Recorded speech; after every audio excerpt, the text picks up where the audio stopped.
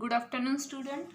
सायन्सचा पार्ट 1 चा lesson number 3 current electricity हा लेसन आपण चालू केला आहे. या लेसनमध्ये मागच्या तासाला आपण electric circuit, conductors and insulators हा पॉईंट पाहिला आहे. आज आपण बघणार आहोत रेजिस्टर्स इन अ सिरीज. काय आहे resistor in a series? You can see that the ends of a 3 resistors are connected to their follow one after the other in a single line. बघा, त्यांनी डायग्राममध्ये रेजिस्टर इन सिरीज दाखवलेलं आहे. त्यांनी काय केले, एक सर्किट काढले. या सर्किटमध्ये जे रेजिस्टर्स दिलेले आहेत ते रेजिस्टर्स कसे दिलेत, are said to be connected in a series. Series म्हणजे एका पाठोपाठ एक असे सिरीजमध्ये एका लाईनमध्ये त्यांनी ते अरेंजमेंट केलेले आहे. The same current flow through each resistor. आणि या पूर्ण सर्किटला जो करंट म्हणजे तुमचा आय जो करंट आहे तो काय होतोय तर एका सेम करंटमध्ये तो फ्लो होतोय. आधी आपण डायग्राम ही स्टडी करूया. दिस इज अ की. त्यानंतर हे आहे तुमचं electric battery, positive negative terminal, ampere आहे. त्यानंतर आहे व्होल्टेज सी आणि डी ही एक तुमची पोटेन्शियल डिफरन्स आहे हा. त्यामध्ये रेजिस्टन्स R1 आहे, रेजिस्टर R2 आहे आणि रेजिस्टर R3 आहे. असे कितीही रेजिस्टर्स आपण या सर्किटमध्ये घेऊ शकतो.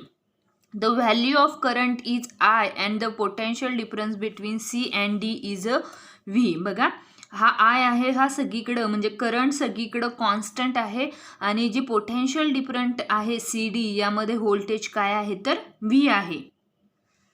म्हणजे या रजिस्टर इन सिरीजमध्ये current supply is constant. Current कसा आहे, कॉन्स्टंट आहे. बघा, the 3 resistors R1, R2 and R3 are connected in a series in this circuit.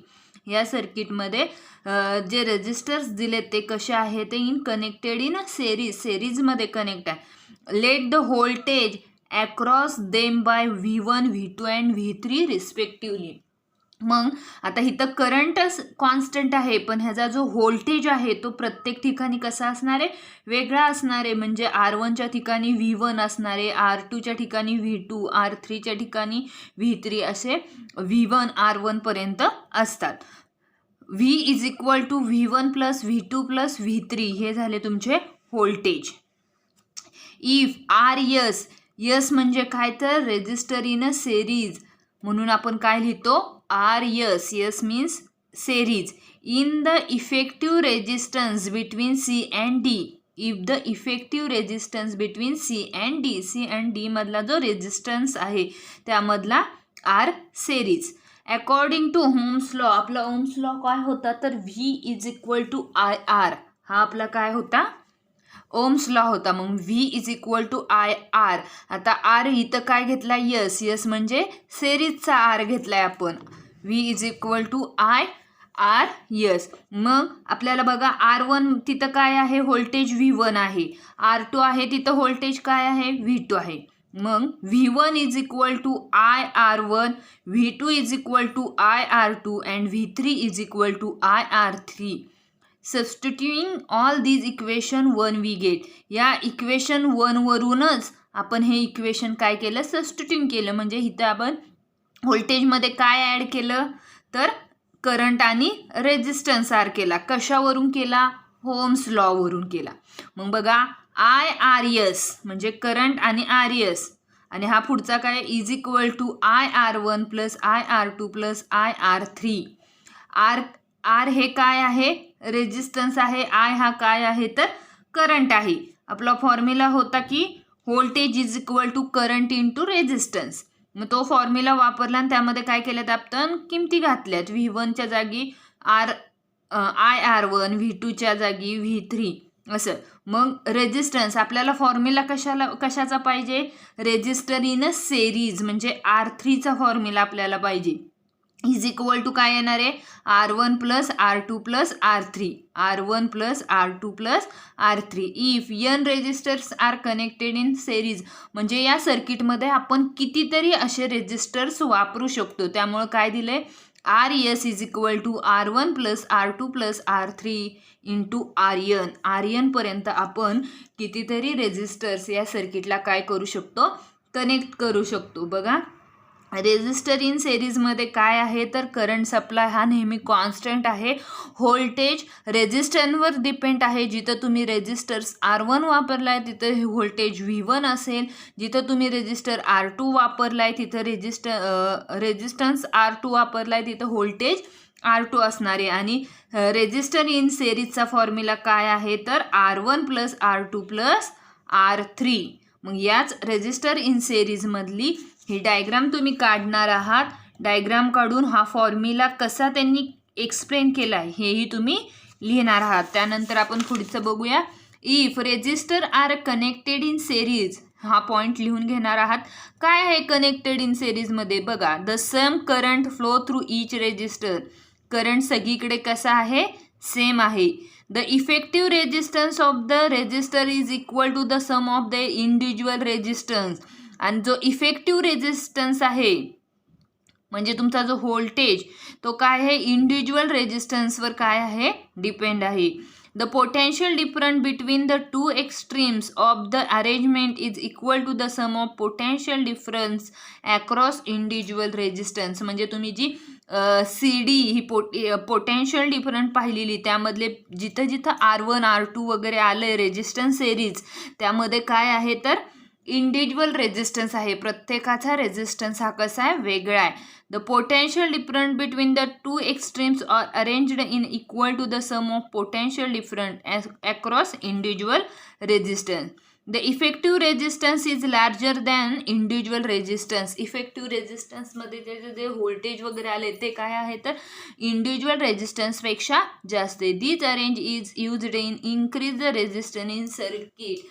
आणि या सर्किटमधली जी रेजिस्टन्सची अरेंजमेंट आहे ती नेहमी इन्क्रीज होते म्हणजे नेहमी काय होत असते तर वाढत असते. तर यावर आपण एक एक्झाम्पल सॉल्व करूया. बघा तुम्हाला दिले सोडवून पण आपण जस्ट बघूया. 3 resistors having resistance of 15 ohm 3 ohm आणि 4 ohm are connected in a series. What is the effective resistor in this circuit. यामध्ये आपल्याला त्यांनी रेजिस्टन्स दिल्यात त्यावरून आपल्याला इफेक्टिव्ह रेजिस्टन्स काढायचं आहे. इफेक्टिव्ह रेजिस्टन्स RS सिरीज आपला फॉर्म्युला काय बघूया आधी. Effective resistance RS is equal to R1 + R2 + R3. आपण एक शॉर्टमध्ये डायग्राम काढू. R1 R2 R3 इन सिरीजमध्ये दिलं आहे म्हणजे ते कसं आहे समोरासमोर आहे सिरीजमध्ये. मग R1 दिला आहे 15, R2 दिला आहे 3, R3 दिला आहे 4. 15 + 3 + 4 इज इक्वल टू 22 ओहम. म्हणजे the effective resistance in the circuit is equal to 22 ohm. किती आहे 22. आता सेकंड एक्झाम्पल बघा. यामध्ये example second. 2 resistors having resistance of 60 ohm and 40 are connected in series if potential difference of 8 voltage is applied across them. For example ही तुमचं circuit आहे. या सर्किटमध्ये तुम्हाला 2 रेजिस्टन्स दिलेत. किती दिलेत 2 दिलेत. फक्त 2च दिलेत. ही तुमची डायग्राम आहे तुम्ही काढू शकता. डायग्राम काढली तर लवकर लक्षात येईल. R1 आणि R2 दिलाय. R1 दिलाय आपल्याला 16 आणि R2 दिलाय 14. ही तुमचे पोटेन्शियल डिफरन्स BC घेऊया. ओके. त्यामध्ये दिलाय पोटेन्शियल डिफरन्स ऑफ 8 व्होल्टेज म्हणजे आपला व्होल्टेज किती दिलाय त्यांनी 18. किती दिलाय 18. Calculate the current flowing through the circuit and potential difference difference across it individual resistance. आता यामधला आपल्याला करंट फ्लो काढायचा आहे म्हणजे आपल्याला इथं करंट किती फ्लो होतोय. करंट कसा असतो कॉन्स्टंट असतो. रेजिस्टन्स दिलाय म्हणजे त्यावरून आपण करंट काढू शकतो. करंट पहिले विचार. Calculate the current flowing through the circuit and potential difference across individual resistor. आणि प्रत्येक इंडिव्हिज्युअल रेजिस्टन्स किती आहे. असे आपल्याला किती प्रश्न विचारलेत या एक्झाम्पलमध्ये 2 विचारलेत. R1 दिलाय 16, R2 दिलाय 14. मग RSचा फॉर्म्युला आपल्याला माहिती आहे. RS सिरीजमधला R1 + R2 14 + 16 म्हणजे टोटल. देअरफॉर RS किती झालाय आपला 30 ओहम. किती झालाय 30 ohm 30. Let the current flowing through the circuit be I and potential difference across 60 ohm and 40. म्हणजे पोटेन्शियल डिफरंट आपला रेजिस्टन्स एवढाच V1 आणि V2 असतो. पण आपल्याला टोटल दिलाय त्यांनी. टोटल किती दिलाय आपल्याला दोन्हीचा मिळून 18 दिलाय. मग बघा V is equal to IR हा आपला काय आहे ओम्स लॉवरून फॉर्म्युला आहे बरोबर. V is equal to IR. मग V is equal to voltage किती दिले टोटल 18. V1 प्लस V2 किती झालं 8 व्होल्टेज. मग करंट काढायचं आहे आपल्याला. रेजिस्टन्स माहिती झालं, व्होल्टेज माहिती झाले. I is equal to V upon R is equal to 8 voltage upon 30. मग 18 अपॉन 13 आपण भागाकार केला तर काय आलंय current is equal to 0.6 ampere. Current किती आला आपला 0.6. म्हणजे calculate the current flowing through the circuit. सर्किटमध्ये करंट किती पास झाला 0.6. मग बघा आता V1 is equal to IR1. R1 आपल्याकडे आहे. V1 is equal to I किती आलाय करंट 0.6 इंटू R1 किती 16 इज इक्वल टू किती आलं 9.6 व्होल्ट. V2 किती आहे I into R2 is equal to 0.6 into 14 8.4. म्हणजे the current flowing in the circuit is current किती फ्लो झाला 0.6 ampere and the potential difference across the resistance 6 ohm and 14 ohm are is equal to 9.6 voltage and 8.4 voltage. Total voltage 18 दिला, त्यावरून आपल्याला respective individual resistance काढायचा होता. त्यासाठी आपण हे फॉर्म्युले वापरले रेजिस्टर इन सेरीज मध्ये. आता त्यानंतर दुसरा पॉइंट आहे बघा रेजिस्टर इन अ पॅरलर. हे दोन्ही एक्झाम्पल तुम्ही लिहिणार आहात. Resistors in a parallel. काय आहे पॅरलर? पॅरलर तुम्हाला माहिती आहे कसं असतं. सेरीज बघितलं एका सरळ लाईन मधलं. पॅरलर काय आहे तर एकावर एक असं पॅरलर आहे. Resistors are said to be connected in parallel when their ends are connected at both side as shown in figure. या फिगरमध्ये दाखवले एक सर्किट आहे, तिथं की आहे, इलेक्ट्रिक बॅटरी आहे, करंट पास होतंय. करंट पास होताना ते जे रेजिस्टर्स आहेत ते पॅरलर पोझिशनमध्ये आपल्याला पाहायला मिळालेत. बघा the figure show 3 resistors that is R1 R2 and R3 connected in a parallel between C आणि D. या C आणि D या पोटेन्शियल डिफरन्सला ते काय आहेत कनेक्टेड आहेत. V is the potential difference between C and D आणि त्यांचा जो व्होल्टेज आहे हा C आणि D मध्ये आहे. बघा लेट I1 I2 आणि I3 be the current flowing through R1 R2 R3 respectively. म्हणजे जिथं आपण इथं काय होतंय व्होल्टेज कसं आहे नेहमी रेजिस्टन्स इन पॅरलरमध्ये व्होल्टेज हा काय आहे कॉन्स्टंट आहे आणि रेजिस्टन्स इन सेरीजमध्ये करंट कॉन्स्टंट होता. नीट लक्षात ठेवा रेजिस्टन्स इन पॅरलरमध्ये व्होल्टेज कॉन्स्टंट आहे. म्हणजे रेजिस्टर बरोबर आपल्याला काय कनेक्ट करायचं आहे I1 म्हणजे करंट. का तर व्होल्टेज काय आहे कॉन्स्टंट आहे. I1 I2 I3 are respectively current flowing through R1 R2 and R3. आता total current flowing through in circuit या पूर्ण सर्किटमध्ये एकूण किती करंट फ्लो झाला हे काढायचे. मग I is equal to I1 plus I2 plus I3 respectively. I1 I2 I3 हे आपण या सर्किटमध्ये दाखवलं. Let RP P for parallel. मग अशी RS लिहिलेला. RS का तर S फॉर सिरीज आणि इथं P लिहितोय. P का तर resistor in parallel. RP be the effective resistance between C and D according to Ohm's law. आता इथं सुद्धा आपण पुन्हा तोच वापरतोय. V is equal to IR हा आपला फॉर्म्युला आहे. यामध्ये आता आपल्याला V काय आहे कॉन्स्टंट आहे आणि I काय आहे तर करंट. मग I is equal to V upon RP. RP काय आहे तर रेजिस्टन्स इन पॅरलर. मग similarly I1 is equal to काय येणार V upon R1. I2 is equal to V upon R2. I3 is equal to V upon R3.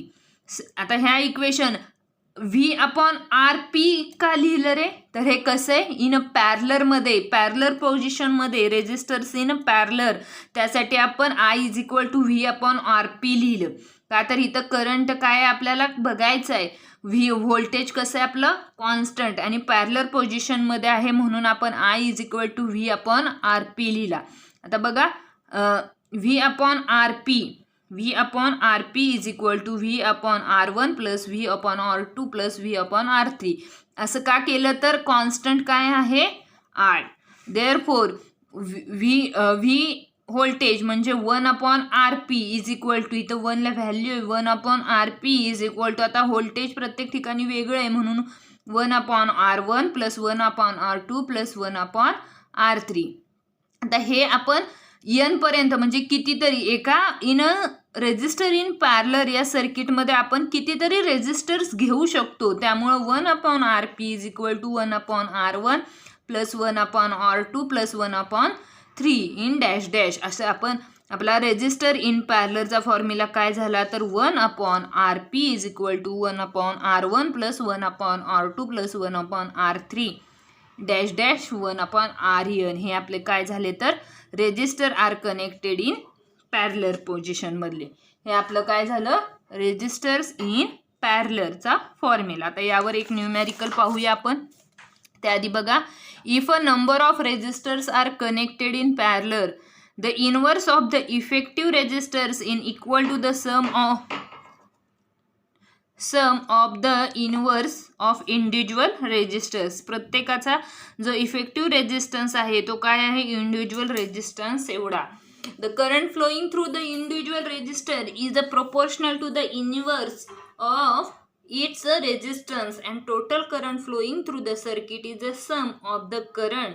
इथं काय आहे current जो सर्किटमध्ये फ्लो होतोय तो sum of the current flowing through individual रेजिस्टरवर करंट ही काय आहे आपला अवलंबून आहे. The potential different across all resistance is the same आणि this arrangement is used to reduce the resistance in a circuit. आणि या रेजिस्टन्समध्ये जी अरेंजमेंट केली कशी ती रिड्यूस आहे कमी होत आहे. इन सिरीजमध्ये काय होते इन्क्रीज होते वाढते. दोन्ही पॉइंट जे आहेत if a number of resistors are connected in parallel and series हे दोन्ही पॉइंट व्यवस्थित लिहिणार आहात. डायग्राम दोन्हीच्या व्यवस्थित काढणार आहात. फॉर्म्युलेही लिहिणार आहात आणि एक्झाम्पलही सॉल्व करणार आहात. आता बघा एक एक्झाम्पल सॉल्व करून देते. Resistors having resistance of 15 ohm 20 and 10 are connected in a parallel. कसे आहेत इन पॅरलर. इन रेजिस्टर वेगळं देतात in parallel. What is the effective resistance in the circuit. आता फॉर एक्झाम्पल ही तुमची डायग्राम आहे बघा. पॉझिटिव्ह निगेटिव्ह टर्मिनल आहे की आहे करंट पास होत आहे. करंट पास होत असताना R1 R2 R3 in parallel पोझिशनमध्ये आपल्याला पाहायला मिळाले. R1 दिलाय 15 R2 दिलाय 20 R3 दिलाय 10. एक्झाम्पल सॉल्व करायचे. 1/RP is equal to 1/R1 plus 1/R2 plus 1/R3 हा आपला काय आहे फॉर्म्युला. एक्झाम्पल सॉल्व करताना छोटीशी डायग्राम काढा. त्याचं गिवन लिहा. गिवन लिहून झाल्यानंतर फॉर्म्युला लिहा. फॉर्म्युला लिहून झाल्यानंतर त्याचं सोल्युशन लिहा आणि सोल्युशनमध्ये तुम्ही एक्झाम्पल काय करा सॉल्व करा. 1/RP is equal to 1/R1 plus 1/R2 plus 1/R3 हा त्याचा फॉर्म्युला झाला. आता आपण किंमत घालूया. 1/RP is equal to 1/15 plus 1/20 plus 1/10. तर हे किमती घातल्या किंवा व्हॅल्यू घातली हे आपल्याला काय करायचं सॉल्व करायचं आहे. मग कसं केलं बघा. 1/RP is equal to cross multiplication केलं. 1 into 20 20 plus 1 into 15 15 upon 15 into 15 गुणिले 20 300 प्लस 1/10 आहे तसंच लिहिलं. 1/RP is equal to 20 plus 15 35 upon 300 plus 300 कुठं आलं 15 गुणिले 20 केलं तेव्हा 300 आले प्लस 1/10. आता पुन्हा या तिसऱ्याचं काय करूया क्रॉस मल्टिप्लिकेशन करूया. 1/RP is equal to 350 plus 1 into 300 300 upon 300 into 10 3000. मग बघा 350 अधिक 300 अपॉन 3000 650 भागिले 3000 1/RP आलं. पण आपल्याला कशाची किंमत काढायची RPची. म्हणून आपण इथं काय करतो रेसिप्रोकल करतो म्हणजे RP वरती घेतो 1 खाली घेतो. RP upon 1 is equal to किती येणार 300 अपॉन 65. आता RP पाहिजे 1ची किंमत काहीच नाही. Therefore RP is equal to आता 5 आहे म्हणजे इथं 5 भाग जातोय म्हणून आपण 5 लावूया. 5 1 5 राहिला 1 5 3 15 5 6 30 5 0 0 म्हणजे किती आलं 60/13. या 13 पुन्हा या 60ला भाग लागल्यावर आपल्याला RP किती मिळालं RP is equal to 4.615 ohm.